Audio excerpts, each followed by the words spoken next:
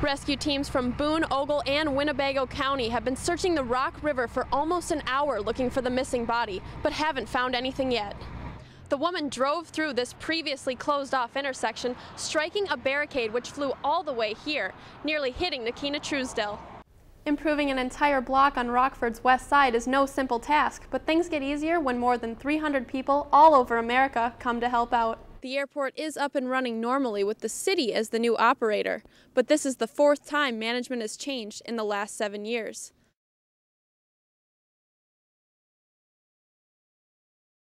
A woman is rushed to the hospital after driving her car into construction. 13 News reporter Kelsie Passolt tells us what happened.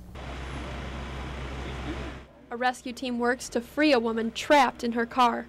The woman, who has yet to be identified, crashed into a construction crane on East State Street. It's unknown why the woman drove through the construction zone, but authorities say she was driving way too fast. Due to the damage of the car, it's pretty obvious that there was some speed involved, and it doesn't appear that there was any braking involved.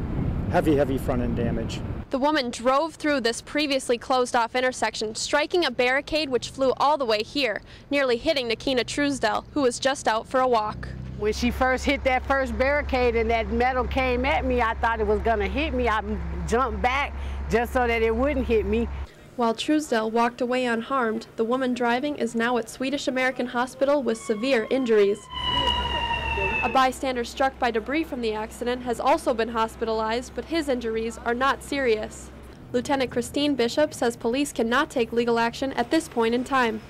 We have absolutely no idea until we find out why it happened. There is substantial damage to the crane hit, but a crew has lowered it and safely removed it from the site. In downtown Rockford, I'm Kelsie Passolt, 13 News. Thanks, Kelsie. Police still have not released the name of the woman driving.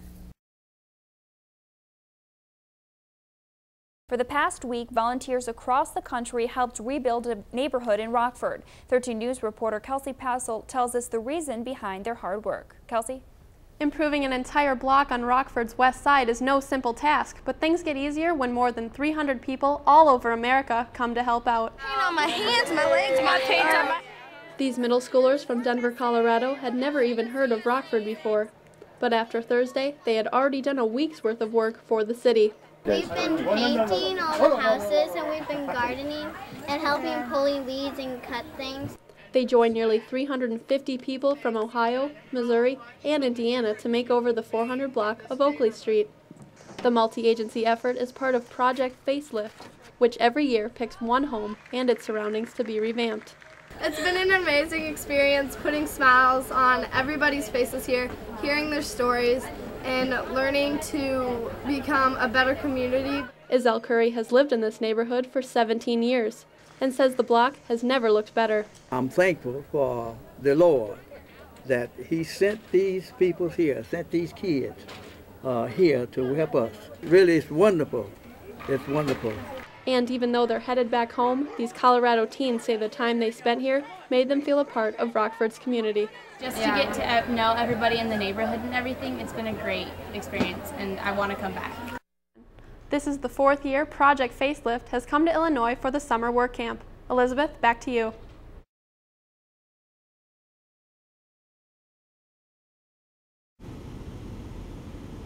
Right now, this two-seater S-152 aircraft is flying into DeKalb Taylor Municipal Airport. It could need repair, fuel, or just a place for the pilot to store it. These are all services that the airport provides, but the difference these days is who's providing it. The city of DeKalb is now running the airport. They kicked out the former operator, DeKalb Aviation, back in December. The city claims DeKalb Aviation violated their lease by not paying rent or storing enough fuel in one of the on-site gas tanks. But DeKalb Aviation sees it differently. It's not true. We had usable fuel in the ground. We had several hundred gallons of usable fuel in the jet. We had several hundred gallons of usable fuel in the 100 low lead. The reason it was so low is the city had been telling us for 6 months that they kept telling us they're going to buy the FBO from us. So we had no incentive to put a lot of fuel in the ground for this, than to leave it there for the city. DeKalb Aviation admits they started having financial trouble last year, and the city agreed to bail them out by buying their lease. Instead, they claim the city just strung them along until DeKalb Aviation no longer had the money to pay rent.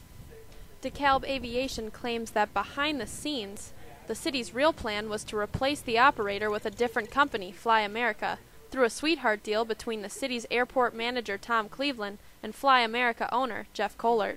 And it's funny how Jeff was operating the whole time. The doors were locked and they were, Jeff had his airplanes in the hangar the whole time. So this is all about Jeff Kohlert and his relationship with Tom Cleveland. Despite repeated attempts, we were unable to get Tom Cleveland to respond to these accusations. The airport is up and running normally with the city as the new operator, but this is the fourth time management has changed in the last 7 years. With this rapid turnover, DeKalb Aviation says the future of this airport is up in the air. From DeKalb Taylor Municipal Airport, I'm Kelsie Passolt, NTC News.